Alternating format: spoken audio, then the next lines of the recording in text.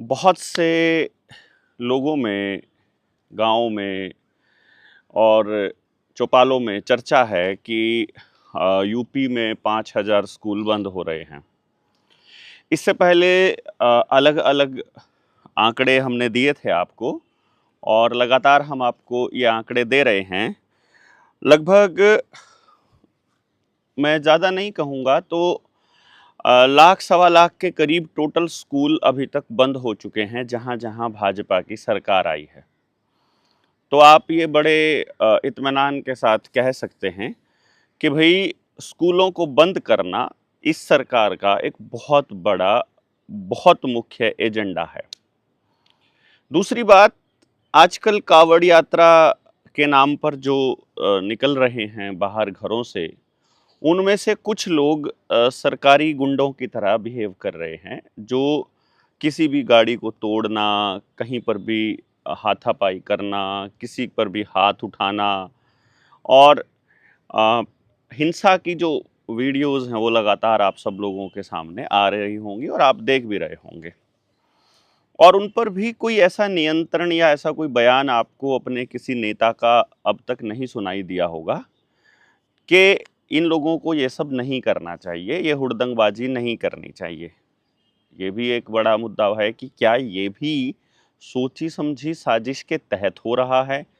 मतलब जैसे कावड़ियों के ऊपर फूल मालाएँ बरसाना, उनके लिए अलग ट्रैक बनाना, उनको अलग एक तरह से पुलिस को उनकी सुरक्षा में खड़ा करना और वहाँ आप देख रहे हो कि वो गाड़ियाँ तोड़ रहे हैं और पुलिस वाले वहाँ खड़ा होकर के तमाशा देख रहे हैं। तो ये सब भी क्या इस सरकार का एक सोचा-समझा स्टेप है कि जिसमें वो ऐसे लोगों के खिलाफ कार्रवाई ना करके एक संदेश देना चाहती है कि आप यदि ये वाला बिज़नेस जॉइन कर लेते हो, तो भी अच्छा है क्योंकि इसमें दान भी मिलेगा, हर गाँव में कमेटियाँ बन रही है, हर गाँव के अंदर इसके चर्चे चल रहे हैं। तो आपने वो देख ही लिया होगा कि आपके गाँव का जो यूथ है, वो असली सवाल ना पूछ करके वो इस तरह की चीज़ों के पीछे लगा हुआ है और उसे लग रहा है कि वो देश की उन्नति में और अपने समाज की प्रगति में एक अहम योगदान दे रहा है।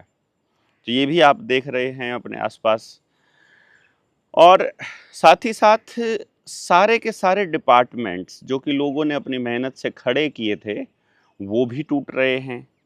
आपकी मार्केट क्रैश हो रही है, लोगों का ट्रस्ट एक दूसरे से जा रहा है। फिर एक बड़ा महत्वपूर्ण बिंदु ये आता है कि जो पूरा समाज जो हमने खड़ा किया था अपनी कैश की इकॉनमी पर और अपने ट्रस्ट की इकॉनमी पर, उसको तोड़ा जा रहा है कि पहले जो वैल्यू थी वो ज़बान की थी और ज़बान की कीमत की वजह से आप अगर ट्रांज़ैक्शंस नहीं भी कर रहे हो, आपने कह दिया है, आपने ज़बान दे दी है, तो आपका हो गई वो चीज़ और आपकी डील फाइनल हो गई। तो उन कमिटमेंट्स को पूरा ना होते हुए देख कर के जो पुलिस की कंप्लेंट्स हैं और दूसरे नोटिसेज़ हैं, उनकी वजह से भी आपस में मार्केट में भरोसा टूटा, जिससे कि सबूत रखने के चक्कर में लोगों ने यूपीआई और ऑनलाइन ट्रांज़ैक्शंस को अहमियत देनी चालू करी और ऑनलाइन ट्रांज़ैक्शंस के चलते हुए उन लोगों ने एक दूसरे के ऊपर ट्रस्ट ना दिखा करके वो आंकड़े जो हैं, वो जो डिजिट्स हैं, उनका ट्रांज़ैक्शन जब हुआ, तो वो सारे के सारे दर्ज हो गए और अब बैंगलोर में तो इस तरह का काम हुआ कर्नाटक में तो कि जीएसटी डिपार्टमेंट वालों के नोटिस आने लगे रेडी पटरी वालों को कि तुमने इतनी ट्रांजैक्शन कर दी है लेकिन तुम्हारा जीएसटी फाइल नहीं हुआ है, तुमने टैक्स नहीं दिया है तो टैक्स फाइल करो। तो अब बैंगलोर के जो रेडी पटरी वाले हैं और दुकानदार हैं, उन सब ने ये बोर्ड चस्पा दिए हैं अपने-अपने घरों सॉरी अपने-अपने दुकानों पर कि सिर्फ कैश ट्रांजैक्शंस हम करेंगे, हम ऑनलाइन ट्रांजैक्शन नहीं करेंगे। तो कैश इतना इम्पोर्टेंट होने वाला है, जिसकी वजह से बैंक वैसे ही क्रैश करने वाले हैं, हमने आपको बताया था। 5 अगस्त का दिन हमने कैश के लिए रखा भी है कि जितने लोग अपना कैश पड़ा है बैंकों में वो निकलवा सकते हैं यदि और इससे आपको ये भी मालूम पड़ेगा कि बैंकों के पास कैश है ही नहीं है। जब आप बैंक में जाओगे ना अपना पैसा लेने के लिए, अपना ही पैसा निकलवाने का अगर आपको चार्ज देना पड़ रहा है और फिर जमा कराने का भी पैसा देना पड़ रहा है और उसके ऊपर स्पष्टीकरण देना पड़ रहा है, तो इससे आप समझ सकते हैं कि ये कितना बड़ा फ्रॉड तंत्र चला हुआ है। अब इसी चीज़ को यदि थोड़ा-सा और आगे लेकर के चले जाएँ और थोड़ा-सा इन चीज़ों को गौर से देखें, तो ये जो पूरा का पूरा सिस्टम है, मतलब जो चल रहा है, ये अब क्रैश होने की दिशा में अग्रसर है। राजनीति में इतना पतन हो चुका है, पुलिस इतनी भ्रष्ट हो चुकी है, जजेस के घरों में पैसे मिलते हैं। तो एक तरह से ये अवधारणा बनाई जा रही है कि आदमी बेईमान है और उसका काम मशीनें जो हैं वो पूरी ईमानदारी से कर सकती हैं, इसलिए रोबोट्स बढ़िया काम करेंगे। जैसे डिलीवरी बॉय वाला काम आजकल के बच्चे जो नए-नए जाते हैं कहीं अपने घर परिवार को छोड़कर, तो वो करना शुरू करते हैं। तो जितना पैसा वो कमा रहे होते हैं अपनी गाड़ी की मेंटेनेंस में, अपने लाइसेंस रिन्यू कराने में, अपनी दूसरी चीज़ें मेंटेन रखने में और अपने आप को अप टू डेट रखने में ही सारा का सारा पैसा वो लगा देते होते हैं, तो आमतौर पे वो भी उनके पास कुछ नहीं बचा है। जिस पर्पज़ के लिए मैंने तारिक अली बोल रहे हैं कि यूट्यूब पर वीडियो डब हो रही है, मैं आपको यूट्यूब पर जिनको वीडियो हिंदी वाली वीडियो अंग्रेज़ी में सुनाई दे रही है उनके लिए बता देता हूँ। ऊपर एक सेटिंग वाला जो पॉइंट है, यानी वीडियो पे जब आप क्लिक करोगे तो ऊपर राइट हैंड में सबसे ऊपर सेटिंग का एक ऑप्शन आता है, उस पे जब आप क्लिक करेंगे तो उसमें आवाज़ का, साउंड का, ऑटो डब्ड का एक ऑप्शन है, उस पे क्लिक करके ओरिजिनल हिंदी कर देना, तो फिर वो नहीं आएगा। वो अपने आप वो कर रहे हैं, एआई कर रही है इस काम को, ये देखने के लिए कि ये लोग किस तरह की वीडियोज़ बनाते हैं, उसको अंग्रेज़ी में डब करें तो क्या लगता है। तो जिस पर्पज़ से मैंने ये वीडियो बनाई थी, मैं उस पे अभी हम बात कर लेते हैं। मेरा इस वीडियो को बनाने का मकसद था कि जिनके स्कूल बंद हो रहे हैं, जो गाँवों में जब आप देख रहे हो, अभी फ़िलहाल यूपी में 5000 स्कूल बंद होने की खबर सरफेस पर है। थोड़े दिनों के बाद ये खबरें जो हैं वो आना बंद हो जाएँगी। नॉर्मली ऐसा ही होता है कि आप के पास एक खबर आई, आपने खबर सुनी और आपके पास खबरों का क्योंकि भंडार इतना ज़्यादा है, आप इंस्टा पे, यूट्यूब, फेसबुक पे इतनी सारी जानकारी आ रही हैं, तो कौन-सी जानकारी इम्पोर्टेंट है और कौन-सी जानकारी के ऊपर आपको रिएक्ट करना है और किस जानकारी पर आपको एक्शन लेना है, ये आप नहीं तय कर पाएँगे। यही एजेंडा भी है, यही प्लानिंग भी है। ये हम आपको पहले भी बताते आए हैं कि ये पूरा योजनाबद्ध तरीके से काम को अंजाम दिया जा रहा है। तो ये स्कूल बंद हो रहे हैं, इसके ऊपर गाँव के लोगों को क्या करना चाहिए? इसके ऊपर लोगों को कैसे रिएक्ट करना चाहिए और क्या इनका सही प्रारूप है? ये यदि पता होगा तो आसान होगा हमारे लिए इस लड़ाई को लड़ना। क्योंकि नासमझी में यदि हम देते हैं, अब हम अगर मान लो सरकार को अल्टीमेटम देने लगें या मेमोरेंडम देने लगें या उनको कोई धरना प्रदर्शन करें, तो कुछ भी असर नहीं होने वाला है, क्योंकि टेक्निकली यहाँ गवर्नमेंट यानी सरकार जो है वो मजबूत पोजीशन पर रहेगी। तो इसका क्या किया जाए? सबसे पहले आपको ये समझना पड़ेगा, क्या सरकार वाकई आपको शिक्षा देने वाली थी? क्या सरकार वाकई आपको, आपके बच्चों के लिए सोच रही थी? क्या सरकार आप की एजुकेशन के लिए तैयार थी डे वन से? मैं अभी की बात नहीं कर रहा हूँ, यानी कि मैं पहले की कांग्रेस की सरकारों को भी इसमें इंक्लूड कर रहा हूँ। तो आपको जो जवाब देना है, आपको जो सोचना है, वो इस पहलू पर सोचना है कि क्या सरकार आपके लिए काम कर रही थी? तो इसका जवाब आपको मिलेगा नहीं, बिल्कुल भी नहीं। अंग्रेज़ों के समय अंग्रेज़ों ने एक हमारी जो गुरुकुल पद्धति से की जाने वाली जो शिक्षा है, जो जीवन उपयोगी जो शिक्षा है, जो हर बच्चे को दी जा रही थी, उस शिक्षा प्रणाली में जब हमारे जो लोग हैं, अ, उनको पीछे करके और अंग्रेज़ों ने एक शिक्षण पद्धति लागू की, जिसमें फ़ोकस था कि मेमोरी आधारित, यानी कि याददाश्त आधारित आपको एजुकेशन दी जाए और केवल क्लर्क तैयार किए जाएँ, ओबीडिएंट नौकर तैयार किए जाएँ, आज्ञाकारी बच्चों की तरह, और इसी तरह के लोगों को समाज में जगह दी जाए, सम्मान दी जाए सरकारी तंत्र के ज़रिए, ताकि ज़्यादा से ज़्यादा लोग जो हैं वो अपनी बर्बादी के लिए इस शिक्षा को ग्रहण करने लगे, अंग्रेजी शिक्षा को प्राप्त करने के लिए लाइन में लगने लगे। तो ये एक प्लानिंग के तहत उन लोगों ने चालू किया था। अंग्रेज़ों के जाने का वक्त हो गया। जब अंग्रेज़ों के जाने का वक्त हो गया तो उस टाइम पर शिक्षा प्रणाली तो यही थी और दूसरी प्रणाली को हमारे लोग भूल चुके थे, क्योंकि 200-300 सालों से इन्होंने अलग तरह का एजेंडा चलाया हुआ था। अखबारों के माध्यम से, रेडियोज़ के माध्यम से या दूसरे तंत्रों के माध्यम से लोगों तक जानकारियाँ नहीं दी जा रही थी। जैसे अभी आजकल यही काम फ़ेसबुक, यूट्यूब और ये सारे के सारे जितने भी सोशल मीडिया वाले अनसोशल प्लेटफ़ॉर्म है, ये सब कर रहे हैं। तो जो एंटी सोशल मतलब social media is the most anti social community, एक तरह से आप ऐसे समझ सकते हैं। और जब अंग्रेज़ों ने इस प्रणाली को, इस पूरे के पूरे सिस्टम को छोड़ करके जाने का प्लान किया, तो ये सोचा कि ये शिक्षा प्रणाली तो इनको हज़ारों साल तक और गुलाम बनाकर रखेगी ही। तो उन्होंने कोई भी करिकुलम या सिलेबस चेंज करने के बारे में कोई सी सरकार को कुछ नहीं कहा। नेहरू आए, मतलब उसके बाद बाकी के और भी आए, यानी कहने का मतलब ये हुआ कि आप जेपी आंदोलन के बाद से लेकर के जितने भी संगठन आए, जितनी भी पॉलिटिकल पार्टियां आई, एक भी पॉलिटिकल पार्टी ने ये मुद्दा नहीं उठाया कि हम अपनी ज़रूरत की, अपने समाज की आवश्यकता की शिक्षा प्रणाली चालू करेंगे, और उसी प्रणाली को जारी रखा।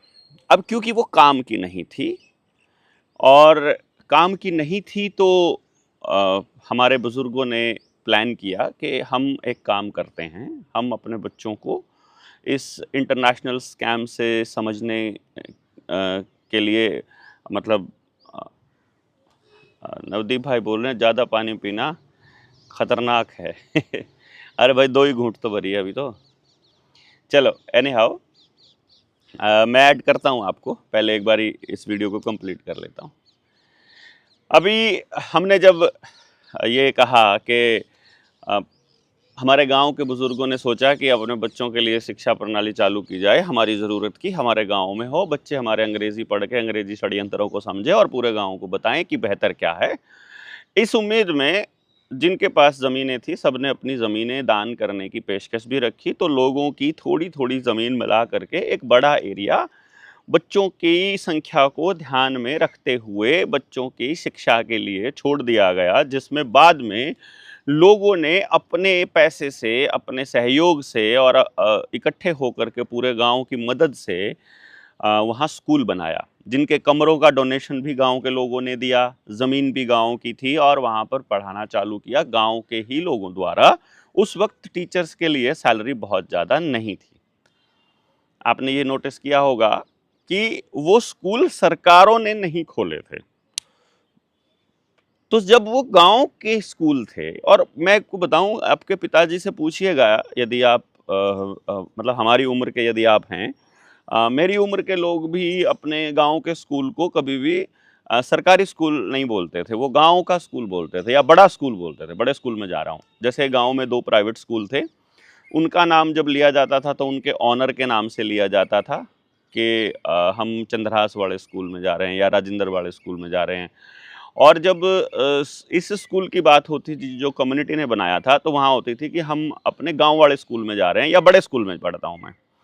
तो वो बड़ा स्कूल था बेसिकली, और वहाँ पर पढ़ते थे हमारे बच्चे, और उसमें गांव का सबसे अमीर परिवार था, उनके बच्चे भी पढ़ते थे और सबसे गरीब परिवार के बच्चे भी पढ़ते थे, जिससे कि पूरे समाज को एक दूसरे का सहयोग प्राप्त रहता था और एक दूसरे को जानते थे कि हमारा समाज कैसा है। इसलिए इस पॉइंट को यहाँ बताना बड़ा ज़रूरी है कि वो स्कूल गांव का था। बाद में मंत्रालयों ने, शिक्षा मंत्रालय ने गेम खेला कि वहाँ टीचर्स भेजने चालू किए और उनको सैलरी दी खाली, और उस सैलरी यानी किराए पर रखा हमारे लोगों को, और उस किराए पर रखे हुए लोगों ने फिर अलग-अलग प्रपंच रचा करके हमारी पूरी शिक्षा प्रणाली को याददाश्त आधारित बना दिया। और फिर मिड डे मील वो लेकर के आए, और फिर जो गाँव के ठीक-ठाक परिवार थे जिनको बेइज़्ज़ती महसूस होती थी कि हमारे बच्चे वहाँ मिड डे मील खाने के लिए नहीं जाते हैं, ऐसा वो कह सकें, तो उन्होंने अपने बच्चों को उन स्कूलों से हटा लिया और वो उन्होंने अपने बच्चों को ऐसे स्कूलों में डालना चालू कर दिया जो गाँव से बाहर यानी कि जहाँ थोड़े-सा रेपुटेशन उनको अपनी बरकरार रखने में मदद कर सके। तो उन स्कूलों से जो गाँव के स्कूल थे, गाँव के थोड़ा समझ वाले और थोड़ा पैसे वाले लोगों ने अलग कर लिया और सिर्फ गरीब परिवार के बच्चे उन स्कूलों में रह गए। तो अब वहाँ क्या चल रहा है इसकी जानकारी पूरे गाँव को आनी बंद हो गई और क्योंकि इन्फॉर्मेशन नहीं आएगी तो फिर गाँव वाले बोलेंगे क्या? ऐसा सोच करके स्कूल मैनेजमेंट कमेटियाँ बना करके और स्कूलों को पूरी तरह से बर्बाद करने का खेल रच के मंत्रालयों ने वो स्कूलों की ज़मीन अपने नाम कर ली धोखे से। मैं धोखे से इसलिए कहूँगा क्योंकि वो गाँव की ज़मीन थी, जिनकी ज़मीन थी उन लोगों ने दान दी थी और वो ज़मीन अब वो अपने नाम करने की योजना बना रहे हैं और उन्होंने कहा यदि किसी का ऑब्जेक्शन नहीं आया तो ये ज़मीन फिर स्कूल के नाम, और स्कूल क्योंकि सरकारी हमने कहना शुरू कर दिया है तो मंत्रालय के नाम, तो मंत्रालय के नाम पर स्कूल वो ज़मीन हो जाएगी। ये ज़मीन हड़पने का षड्यंत्र है। अपने शहरों के आसपास की अवैध कॉलोनियाँ जो कि उस वक्त टाउन प्लानर्स ने पैसे खाकर, रिश्वत खाकर वैध होने दिया, उनको पनपने दिया, अब उनको तोड़ा जा रहा है। ये पूरा का पूरा गेम प्लान का हिस्सा है क्योंकि उनको पता है कि कभी भी तोड़ देंगे, अभी पनपने दो, बाद में तोड़ देंगे कोई भी कानून और कोई भी धारा लगा करके, और हम लोग एक दूसरे के साथ तो खड़े होते नहीं है, ये भी उनको पता है, तो इसलिए कोई दिक्कत वो लोग मानते नहीं है ऐसी किसी चीज पे। तो अब वो समय आ गया है जब हर गांव वाले को, यानी आप अलग अलग गांव में रहते हैं तो आपको क्या करना है असलियत में, गांव के सरपंच की मदद से तो ये काम यदि करोगे तो होने नहीं देगा सरपंच, क्योंकि उनको पैसा खाना होता है, ऊपर से ग्रांट लेनी होती है। तो सरपंच तो हमेशा वही रहेगा जो मंत्रालयों का पिट्ठू बना रहे। अब आपको क्या करना है, या तो आपका कोई जानकार पटवारी है जो आपके जिस आपका गांव की ज़मीन जिसके अंडर में आती है और जो उनका लेखा जोखा रखता है, उस पटवारी से जाकर के पूछिए, उससे पता करिए कि वो ज़मीन किन के नाम है। वो आज भी उन्हीं के नाम खड़ी है ज़मीन। और जो लैंड बैंक वाला जो नया कानून आया है उसमें यदि आप ऑब्जेक्शन शो कर दोगे, यदि आप ऑब्जेक्शन कर दोगे तो वो ज़मीन सरकारी स्कूल के नाम पर ट्रांसफ़र नहीं होगी। फिर वो ज़मीन गांव के उन लोगों को उस पर क्लेम करना पड़ेगा कि ये ज़मीन मेरे पुरखों की थी और मुझे ये ज़मीन क्लेम करनी है। फिर पूरे गांव को उनका साथ देना पड़ेगा। हालांकि हम लोग ये प्लान करेंगे कि वो जिनकी ज़मीन है वो वापस स्कूल के नाम पर ही कर दें, लेकिन वो ज़मीन मंत्रालय से लेनी बहुत ज़रूरी है, इसलिए आपको ऑब्जेक्शन करना पड़ेगा वहां पर। या तो ग्राम पंचायत ऑब्जेक्शन करे लिख करके, ग्राम सभा की मीटिंग बुला करके, और यदि ग्राम पंचायत इसको ऑब्जेक्शन नहीं कर रहा तो फिर उन मालिकों को आगे आकर के ये जमीन बचानी पड़ेगी और उस जमीन बचाने की प्रक्रिया का हिस्सा इस प्रक्रिया को चालू करना पड़ेगा। ये आपके पास इसके अलावा कोई दूसरा ऑप्शन नहीं इन जमीनों को बचाने का। या फिर एक दूसरा तरीका और है, जो हमने गांव के लिए काम करना शुरू किया है उसका पूरा विवरण, कि गांव में जाएंगे तो कैसी राजनीति होती है, कैसे लोग किस तरह के होते हैं, वो आपके काम में किस तरह के अड़ंगे अड़ाते हैं, ये सारी जानकारियां आपको मिलेंगी। हमारा चैनल है जो यूट्यूब पर निडर इंडिया, वहाँ निडर JSM शिक्षा क्रांति के नाम से एक प्लेलिस्ट है। उस पर जब आप चैनल के नाम पर क्लिक करेंगे और उसके बाद जब आप चैनल पर क्लिक करते हैं तो राइट साइड में ऊपर प्लेलिस्ट का एक पॉइंट आता है, उस प्लेलिस्ट के बटन पर क्लिक करेंगे तो नीचे प्लेलिस्ट की लिस्ट है, उसमें निडर JSM शिक्षा क्रांति, इस वाली उस पर जा करके ये खेल खेलना, मतलब ये आप वीडियोस को देखना है और सरकार जो खेल खेल रही है उसको समझना है। बेसिकली ये चाहे लाल डोरा तोड़ना है और मतलब ये ज़मीनों की रजिस्ट्री करना है, ड्रोन से जो मैपिंग करना है, ये सब उसी प्लान का हिस्सा है। तो आपको इस प्लानिंग में नहीं फंसना है, आपको इस गेम प्लान को नाकाम करना बेसिकली ज़रूरी है। यदि आपने इस चीज़ को नहीं समझा तो बहुत बड़ा नुकसान हमें हो जाएगा। पूरा गांव तोड़ करके ये लोग हमारे गांव को उजाड़ करके बाहर बसाने की प्लानिंग कर रहे हैं, जो कि आपको निष्क्रिय करनी पड़ेगी। हम सबको मिल करके ये लड़ाई लड़नी पड़ेगी। इसलिए जागरण का काम हमने चालू किया था और अभी 300 जो लोगों की टीम हम लोग तैयार कर रहे हैं कि कम से कम 200 टीम तो हमारी ऐसी हों जो हर गांव में जाकर कम से कम एक बार तो गांव में जाकर अपनी बात को वो रख के आए। तो उन लोगों की टीम बना करके और गांव में उतारने की योजना हम लोग कर रहे हैं। आप लोगों को उसके दिशा में काम करने में हमारी जो मदद करनी है, उसके लिए मैंने आपको नंबर दिया हुआ है 9919911784, यानी 99919 और 11784। तो आप सब साथी करण को मैसेज करके बता दें कि आप उस 200 की टीम में शामिल होना चाहते हैं। उसमें 10 दिन या 5 दिन या 2 दिन, जितने भी समय आपके पास होगा, आपको अपना रोल अदा करना है। और क्या करना है, किस तरह काम करना है, ये आपको एक ही दिन में आपको बता दिया जाएगा जब आप यहाँ पर जब ट्रेनिंग के लिए जब आप आएंगे। तो आप सब लोगों से ये विनती रहेगी कि अपने गांव को बचाने की इस लड़ाई में अपने लोगों को साथ लेना शुरू कर दें, ताकि आप इस जाल से अपने लोगों को बचा सकें, ताकि इनके इस खेल से बचा सकें।